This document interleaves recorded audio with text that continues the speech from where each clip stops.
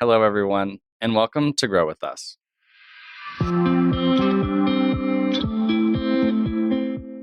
Grow With Us is a podcast that focuses on the talent-based mission of Tulsa, a talent advising organization for startups, local businesses, and expanding corporations. My name is Evan Barton, and I will be your host each week, where I'll be joined by a guest who is making a difference in Tulsa by furthering our mission of creating equitable opportunities via technology, innovation, and strategic partnerships. This week, we are in conversation with community changemaker at Build in Tulsa, Ioneeyau Casey, who will be providing some insight into fostering the community in Tulsa and building a core team with a huge vision. Welcome, Ioneeyau. It's so great to have you on. Thank you. I'm happy to be here. It's so great to be talking to a friend on recording. This is awesome. Ioneeyau, I want to give you the space to kind of tell your story in whatever way you feel comfortable telling us whenever you're ready. Okay. I've actually been with Build in Tulsa now 6 months actually. I'm the operations manager, recently became the operations manager. Yeah, I know, exciting. But I actually started off as the administrative lead for the team. And really, my journey to this position has been a whirlwind, to say the least. I've worked in administration and operations in some form or fashion for at least 10 years. I am a Tulsa native, been here since I was 7. I graduated from the greatest high school in the land, Booker T. Washington High School. Oh, yeah. And then left and went to college and decided I was bored of school and came home and started working in healthcare administration. And from there, I just kind of went on. The last few years have been kind of the more experimental years of my career. I spent about 2 years contracting my administrative services to minority-owned small businesses. So I was the operations coordinator for Ioneeyau Casey, who owns Fulton Street Books and Coffee, which is the only Black and female-owned bookstore and coffee shop in Tulsa. I also was operations manager for Jonathan Stanton, who owns Johnny's Sewing Co. and Lord Primo, a mobile alteration service. And then I also did quite a bit of contracting work for Transformation Church. They held a version 1 conference a couple of years ago, and I coordinated that. And so last year, I spent the year as the administrative assistant for the owner of Fleet Feet here in Tulsa. And I reconnected with Kiore. Evan, you know Kiore. She's the connector of people. And she told me about this amazing opportunity to be with Build in Tulsa. And I really didn't know what I was getting myself into. And I met with Randy, who's our managing director at Lefty's. We talked for about 20 minutes and he was like, I want her. And so it just happened for me to be here. I know I'm where I'm supposed to be. I love my job, even when it's challenging, and it is challenging. I still enjoy coming to work every day. And that's something that I honestly can't say that I've had in my 10 years of working. So this is the first time I can say that. That's amazing. I'm sorry I talked forever. But, No, don't apologize. I will never cut you off. That's amazing. You've got the resume, you've got the experience, and you're ready to go. I think whenever I first met you, it was really interesting. You were one of the first people that reminded me of the Tulsans that I knew before I left and came back. I was like, okay, we're going to be friends. Yes. Especially because you went to Booker T. Yes, too, go Hornets. Yes. I love that. Thank you so much for sharing and kind of connecting your journey to where you're at right now. I think it's really important to highlight those people that can really put us on a different path. But what has your experience as a Tulsan been like? I actually lived in Dallas for 2 years and ended up coming back. And the only reason I came back was because Dallas is a very lonely place if you don't have community there. Over the last 6 months, I could not imagine living anywhere else.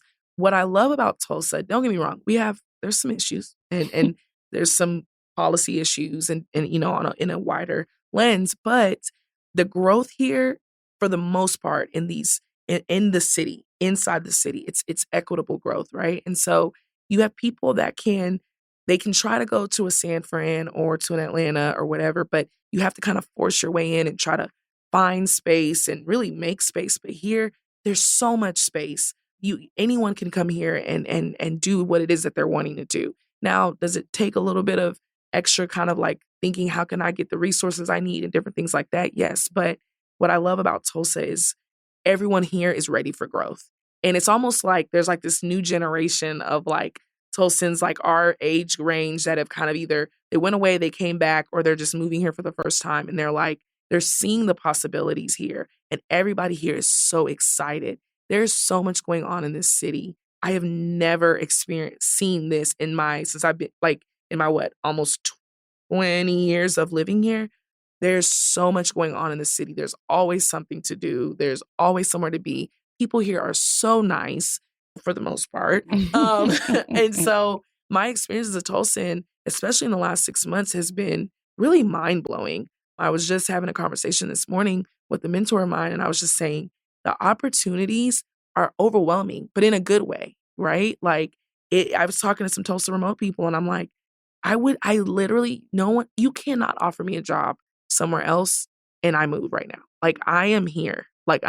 So that's crazy. You and I have like the same answer to that question, because I couldn't echo you more in saying that like these past 6 months, and honestly, since I was forced to move back here, and the pandemic was a lot for everyone, but like these past 6 months, kind of this past like 9 months for me, just I was in the right space at the right time. And like you said, the opportunities are overflowing for me. And it was really like reintroducing myself. I was like, I lived here for 10 years. Like what happened? I think it's just being an adult. Yeah.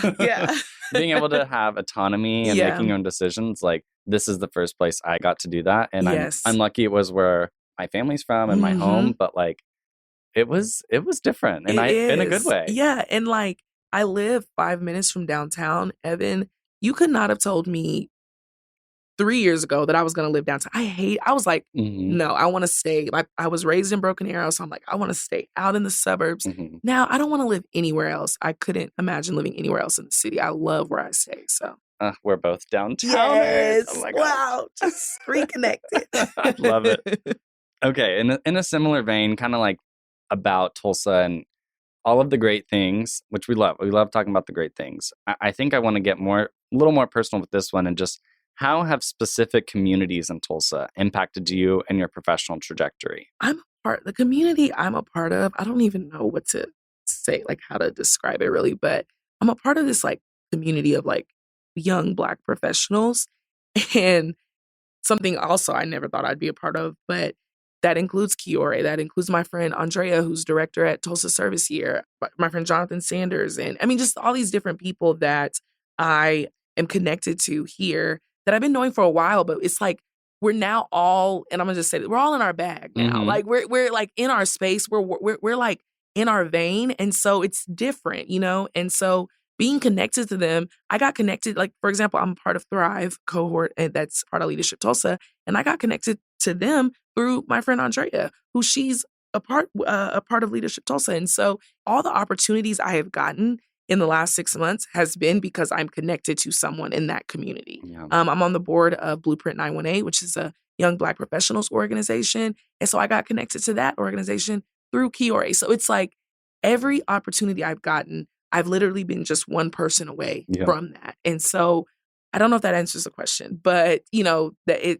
it really has these specific communities or just pockets of people have introduced me to other people. I mean, one thing we say is in Tulsa, you're about a person and a half away from the person you need to be connected to. I mean, and honestly, you're probably about a half a person away, really. So no, the community's tight. I think you're totally right. And just it takes one person, it takes one conversation, it takes one event that you're at with the same person, and something comes over you and you're able to just go meet that person. Like that's the thing that I feel like I never did in college, because it was like at college things are kind of handed to you sometimes. Yeah. But like not necessarily in Tulsa, just in life, like you have to be a go-getter.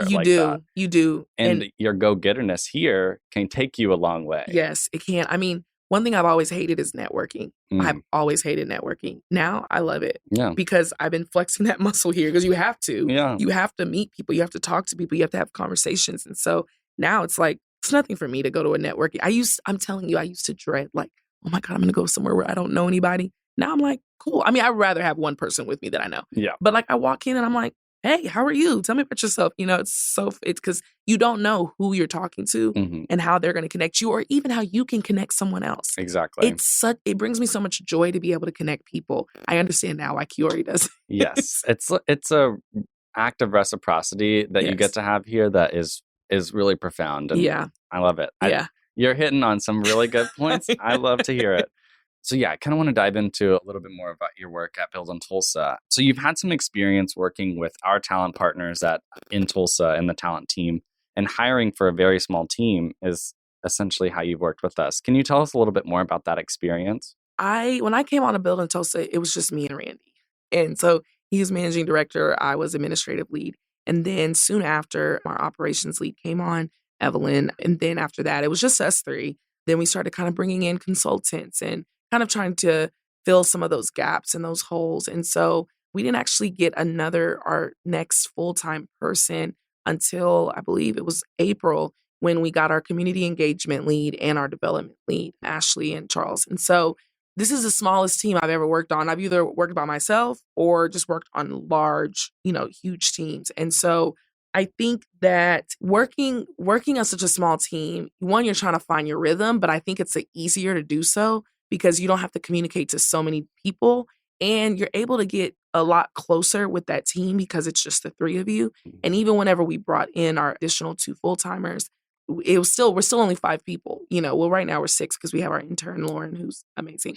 But it's easy to find your rhythm. However, it's really easy to get out of that rhythm because you operate like family so much easier. And just like family, it's like you kind of rub each other the wrong way sometimes, or there's attitudes and just different things like that. So working with such a small team has had its challenges, but I would prefer to work on a team this size. And so trying to really the biggest I would say obstacle has been finding the talent, right? There's people are moving to Tulsa, but they are moving to Tulsa. We're growing and we're establishing. And so it's finding that talent. You want to have a good balance between local and non-local. And so trying to find that balance and trying to find that talent here is kind of hard because everyone is so spread out also, right? So even among this like young Black professionals community, that's not all of us. There's still so many people. We were just talking about this in a meeting with Blueprint. There's so many people we aren't reaching because Tulsa is so spread out, especially among our suburbs and everything. And so just working on a team this size, it's had its challenges, but we're definitely finding our rhythm and finding our groove. So yeah, I think with your hiring process, what was something that you and Randy and everyone at Build in Tulsa kind of had to understand as your company culture? A lot of people talk about culture fits being either exclusionary or inclusionary to certain types of people. Where do you guys think you landed on with that? So for sure, inclusionary, the biggest hurdle is the local versus non-local because our initiative is focused on Tulsa and focused on generational wealth creation and, loss of opportunity from the Tulsa Race Massacre, right? So Tulsa has seen a lot of people come and go saying they're wanting to do things for Tulsa and really not doing things for Tulsa, or they come here, they start something and then they leave, they take it away and they leave.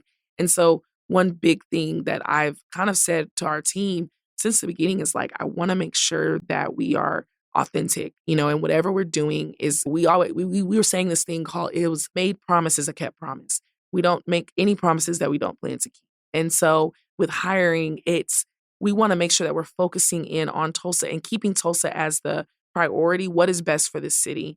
Who do we know or who do we want on our team that can best represent the city, even if they're not from here, but their desire is for Tulsa, right? And you're not just here today, gone tomorrow. Like you see the opportunity here, you see what can happen here. And so we want people that want to be here, not just for work, not just for their own gain, but want to be here to help create something. So, oh yeah, that's huge. And Build in Tulsa is creating something. Yes, and it's almost like something out of nothing in a lot of ways, which I love. I love what y'all are doing. Yeah. So kind of in a similar vein, from your perspective, what did you notice in candidates that set them apart from others? It goes back to the heart for Tulsa. People think you have to be from a city to have a heart for the city. And I don't think that's true. One thing that we've seen in certain candidates, and we're actually currently in the interview process for another role right now, our program lead, but it's people actually seeing what can happen here and having a vision for Tulsa. vision that's honestly beyond outside of your role, what your role would be. But we've had people say, hey, like, yeah, this is what I see my role being, but this is also some other things that I see that could be happening in this space. Because what happens is, like, for example, me, I do my job, I have my job, but then I'm a part of Blueprint and I'm a part of Thrive. And so there's these other spaces that I'm making impact, right? And so we want to make sure that whoever we have is like not a person who's only thinking, well, I'll come here, do my job, and that's it. No, what we've been seeing is people saying, hey, what we're doing is great, and I want to do that, and this is what I see myself doing with this, but here's some other amazing things. Have you guys thought about this? Has Atento done this? Has Bill, I mean, like all these different crazy ideas, and we're like, oh, okay, you have a heart for the city. You want to see something happen here. So yeah, you don't have that 9 to 5 vision. no. Tulsa is not going to grow and expand on a 9 to 5 vision. Yeah. It's just not. We need people that are thinking around the clock what can be happening at all times to help grow. Yeah, that's a good one. We'll have to write that down somewhere. Can't have a 9 to 5 vision. Oh yeah. I'm gonna like tweet that later. Okay. Maybe put it on my Instagram. I'll at you. At me. Yeah. I promise. Yeah. Okay. Kind of rounding out this sort of piece right here, I think you touched on a lot of really awesome things about growing a small team, but just from someone that you started like with 2 people at an organization with the name. Yeah. How important are those first key hires to building an organization with a huge community responsibility? And what was your guiding light? When you're starting anything, organization, business, whatever it is, you have to know that your core team, your startup team, a lot of times that team won't last through they may not make it to opening or launch or however. But what you have to understand is whoever you start with, they are developing the first round of culture for your team, right? And so we may not land on this culture. We may not land on these values or these, core values or standards or however, but whoever you bring in this beginning stage, they are putting into that culture development. And if they're not putting it in a positive way, if it's a negative way, you then have to go back and course correct. So you have to think about when you're bringing in for that startup team or those first few hires, what type of culture am I? Just even if it's a singular person or if it's like was me and Randy, like what kind of culture do we desire to create? And you really need to be thinking far off. You can't be thinking about right now, like what do I want right now? Because what you want right now may not work for the next 10 years. So what we did was thought about where do we want to be? And let's work backwards from there. And let's find someone that fits into that bigger vision, but then can also fit into those little steps it's going to take to get there as well, too. Oh, yeah. That's awesome. Yeah. That's a good one. And just having that, you have your guiding light right there. Yes. You know where you want to be, and you're going to take the steps to get there with a person who already sees that. Exactly. Exactly. And I think culture fit is one of the hardest things to find, especially during the pandemic, because we were all Zoom, all virtual. So you're not really getting to meet people in person. You're not getting to hang out with them and figure out like, okay, so how are you in these different environments? All I see you in is over the computer. Having our key stakeholders be a part of that interview process, having our potential candidates meet all the people that we work with on a day-to-day, that we interact with, right? Because our stakeholders are also a part of that culture development. So. Yeah, that's huge. You need to know what people are going to say. Yes, exactly. Exactly. I love it. Ioneeyau, thank you so much. I think one last question for you. What's going on in Tulsa right now? Tell us about what's happening. So we actually just came out of a crazy time. Evan, you were kind of a part of it a little bit. We had the centennial commemoration of the Tulsa Race Massacre. So the city put on a lot of events. Black Wall Street Chamber of Commerce had Legacy Fest. And then Atento and Build in Tulsa brought out 100 Black change makers from all over the nation to take part in a week full of programming. And it was absolutely amazing for them to be able to see Tulsa at where they are right now and where it is that they're trying to go. And then right after that, we went into Juneteenth. So Juneteenth was about 4 or 5 days of celebration, is mainly because it was finally recognized as a national holiday. And so we are excited about that. However, we understand that there's still so much work to be done. That's just really the bare minimum, right? And so right now in Tulsa, I think people are still trying to rest. People are still trying to recover right now. There's different little events going on here and there, but I think right now Tulsa is processing what all took place over the last month and how many people came in to see Tulsa and now even those same people and even locals are figuring out, what do we do next? Now, what do we do now that the lens is on Tulsa? Because this is the 100th year, right? So it wasn't just this one day that we commemorated the centennial. We are commemorating this entire year. Yeah. So I think people are now taking a second to regroup and say, okay, what do we now do? How do we move forward? How do we make sure that this lens that's on Tulsa stays here and we start to get people here and get Tulsa in the national spotlight? So. Oh, that's amazing. Yes. I love how humble you are with that answer of Stop. we brought 150 people. You did a lot of that work. I know you did. So Yeah, I hope you take some credit there. Ioneeyau literally put on one of the most amazing weeks of programming that I've ever seen. I really did have a lot of help. Katie was really the big brains too, as well in there, and our team as a whole. I couldn't have done it without them. And so I'm still trying to recover my voice. I want you to know that normally I don't sound like this. I lost my voice during Centennial Week and it has still not come back. So it'll find you. I hope so. I'm not really looking for it, but if it wants to come back, I'm here. I love it. Ioneeyau, thank you so much. You've really shown some light on some stuff that's going on in Tulsa that needs to keep happening. It's how we get towards the equitable change that we really, really want in the city. So absolutely. Thank you so much. Thank you so much for having me. Of course. All right. I'd like to plug a few resources for our listeners of Grow With Us that might be of use to you. If you would like to stay in touch with all of our featured jobs and opportunities in Tulsa, then please join our talent network. By joining our talent network, you let us know you're interested in working with an in-Tulsa company, and our talent team will make sure we put the right opportunities on your radar. You can join at talentintulsa.com. That's talent.intulsa.com. Stay tuned for more episodes of Grow With Us, where we will talk about tips and tricks for the job application processes, learning more about the amazing communities of support in Tulsa, and the tech and innovation that is attracting people across the country to the heartland. Thanks.